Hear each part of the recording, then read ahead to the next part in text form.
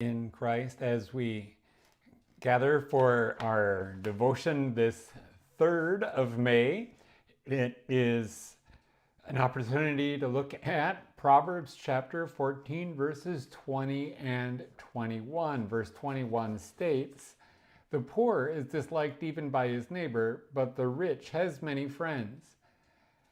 This verse comes across more strongly in Hebrew, where the word for disliked, which comes from the root word sane, is, there you can see it, and it means to be hated. It's the opposite of being loved, of course. The idea is that people avoid or shun a poor person, but everybody wants to be in the company in favor of a rich person.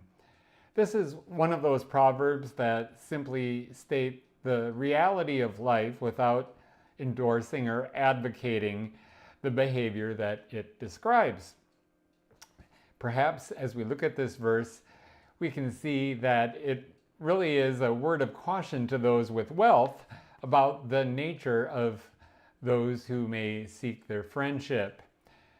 Verse 21 furthers the thoughts of verse 20.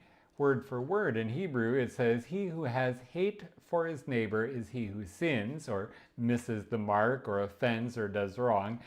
But blessed is he who shows favor, or is gracious, to the poor, those who are without property, those who are afflicted. So earlier in Proverbs chapter 11, it says that whoever despises his neighbor lacks sense, literally lacks a heart.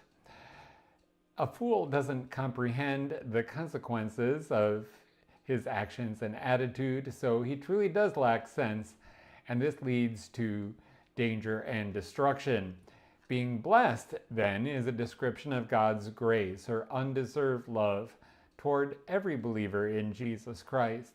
We experience God's grace now in Jesus' forgiveness and new life that he gives us, and we will experience the blessings of heaven too, all for the sake of Jesus, for all eternity.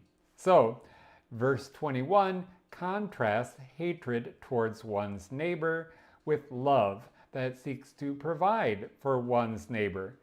It states God's disapproval of the person who ignores the temporal needs of others, and it encourages us to be kind towards others.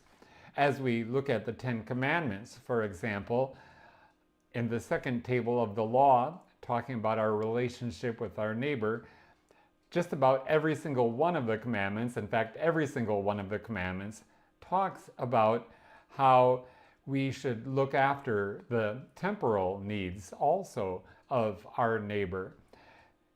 Jesus, of course, upholds it and takes it even one step further in his Sermon on the Mount. And there, in the Beatitudes, we are shown by Jesus that God blesses us in surprising ways, including the times that we grieve or hunger and thirst for righteousness, and when we are able to be meek and merciful and work toward peace.